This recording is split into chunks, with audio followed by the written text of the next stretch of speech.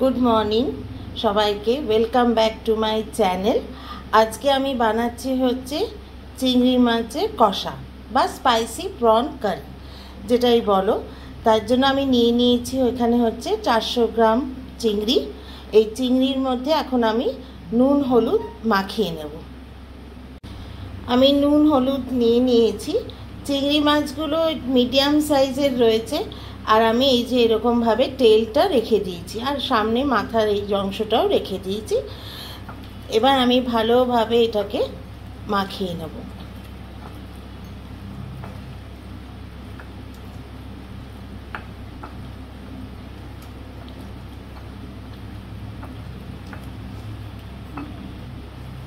চিংড়ি মাছটা এনে ভালো করে ধুয়ে তার পিছনে যে শিরাটা থাকে সেটা বাদ দিয়ে আমি নিয়ে নিয়েছি।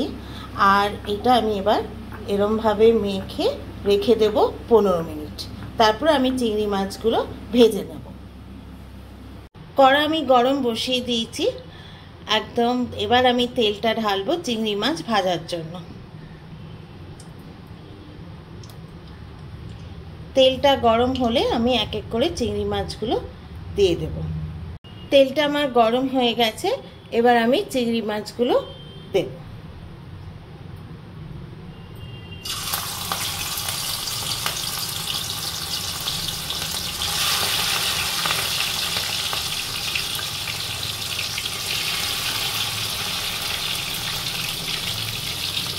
গ্যাসটা মিডিয়াম ফ্লেমে রেখেছি।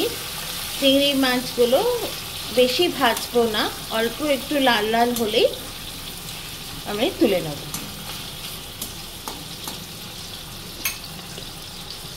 চিংড়ি মাছটা আমার ভাজা হয়ে গেছে, আমি কিন্তু বেশি ভাজিনি, দেখতেই পাচ্ছ।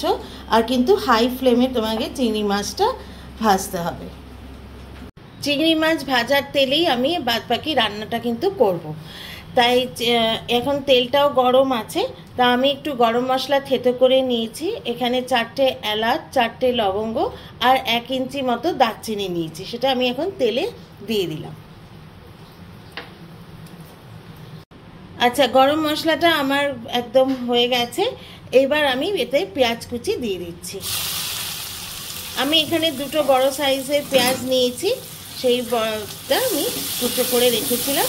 এবার এটা আমি একটু ভাজা ভাজা করে নেব।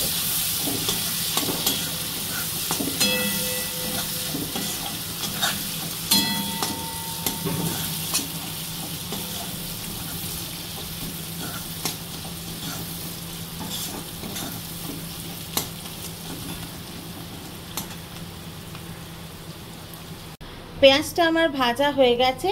এবার আমি এখানে আদা রসুন বাটা নিয়ে নিচ্ছি। এখানে আমার 2টো বড় চামচের আদা রসুন বাটা রয়েছে। এই সময় কিন্তু আমি গ্যাসের ফ্লেমটা একদম সিম রেখেছি মশলা কষাচ্ছি যখন। এই আদা রসুন বাটার গন্ধটা চলে গেলে আমি তখন এর মধ্যে একটা টমেটো দেব। আমার পেঁয়াজ আদা রসুনটা ভালো করে কষে গেছে, একদম তেল ছেড়ে দিয়েছে। এখন আমি একটা টমেটো পিস পিস করে কেটে রেখেছিলাম সেটা দিয়ে দিলাম।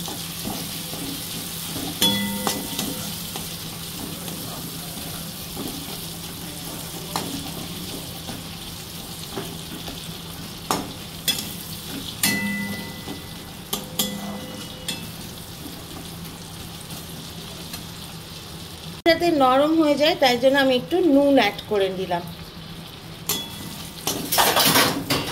আমার টমেটোটা নরম হয়ে গেছে। এবার আমি এর মধ্যে কিছু গুঁড়ো মশলা মিশিয়ে দেব। আমি গুঁড়ো মশলাগুলো একটু জলে গুলে নিয়েছি। এর মধ্যে রয়েছে আমার একটা ছোট চামচের কাশ্মীরি লঙ্কার গুঁড়ো, হাফ চামচ মতো এমনি লঙ্কার গুঁড়ো, হাফ চামচ হলুদ গুঁড়ো, 1 চামচ জিরের গুঁড়ো আর 1 চামচ ধনের গুঁড়ো। সব কটা মশলাকে আমি ভালো করে মিশিয়ে জল দিয়ে গুলে নিয়েছি, তাহলে যাতে তা লেগে না যায় কড়াইতে, সেই জন্য। এবার আমি ভালো করে মশলাটাকে কষিয়ে নেব।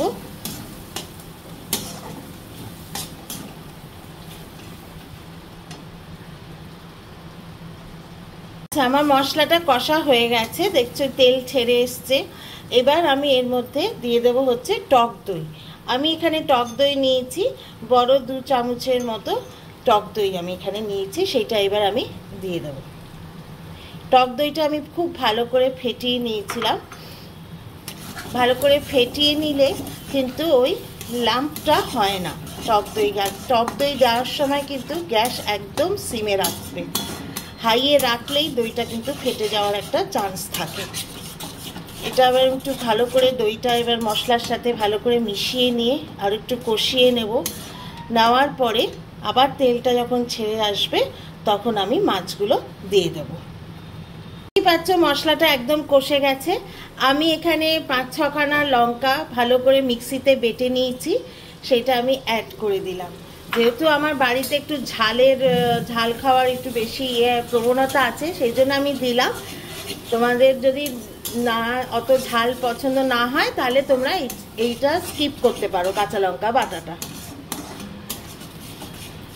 ঝালটা একদম তোমাদের নিজেদের অনুযায়ী দেবে।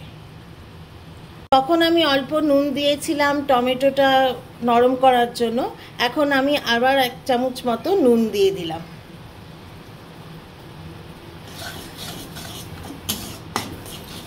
আমি রান্নায় খুব একটা মিষ্টি পছন্দ করি না, তোমরা যদি মিষ্টি দিতে চাও তাহলে এই সময় তোমরা একটু অল্প করে মিষ্টি দিয়ে দিতে পারো। আচ্ছা, মশলা আমার খুব ভালোভাবে কষে গেছে। এবার আমি এর মধ্যে একটু গরম জল অ্যাড করলাম। খুব বেশি গ্রেভি এটাই হবে না, তাই আমি খুব বেশি জল দিলাম না। এবার এই জলটা ফুটে উঠলেই আমি মাছগুলো এর মধ্যে দিয়ে দেব। আমার গ্রেভিটা একদম ফুটে গেছে। এবার আমি এর মধ্যে চিংড়ি মাছগুলো দিয়ে দিচ্ছি।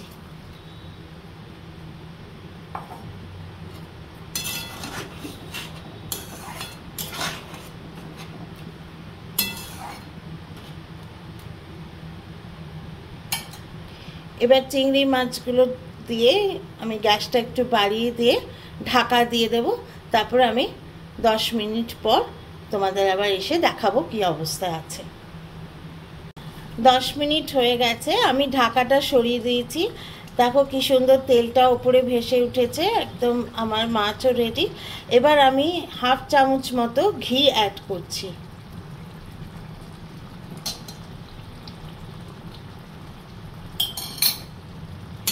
ঘিটা আমি ভালো করে মিশিয়ে নেব। এই অবস্থায় তোমরা নামিয়ে নিতে পারো, কারণ একটু তো জলটা পরের দিকে টেনে যাবে, কষা হয়ে যাবে। আর কেউ যদি আর একটু গ্রেভি চাও তো এই সময় একটু গরম জল মিশিয়ে নিতে পারো। আর একদম শেষে আমি একটু অল্প করে একটু গরম মশলার গুঁড়ো অ্যাড করছি, খুবই অল্প।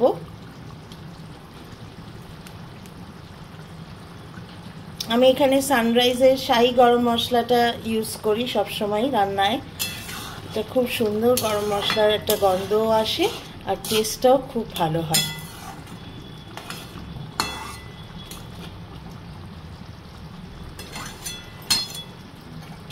ব্যাস আমার রেডি হয়ে গেছে চিংড়ি মাছ কষা বা স্পাইসি প্রন কারি। আমি গ্যাস বন্ধ করে দিলাম। দেখো আমার একদম ready to serve spicy prawn curry বা চিংড়ি মাছের কষা। তোমাদের যদি ভালো লেগে থাকে এই রেসিপিটা তাহলে কিন্তু আমার চ্যানেলটাকে লাইক আর শেয়ার আর কমেন্ট করতে কিন্তু ভুলো না। তাহলে থ্যাংক ইউ ফর ওয়াচিং।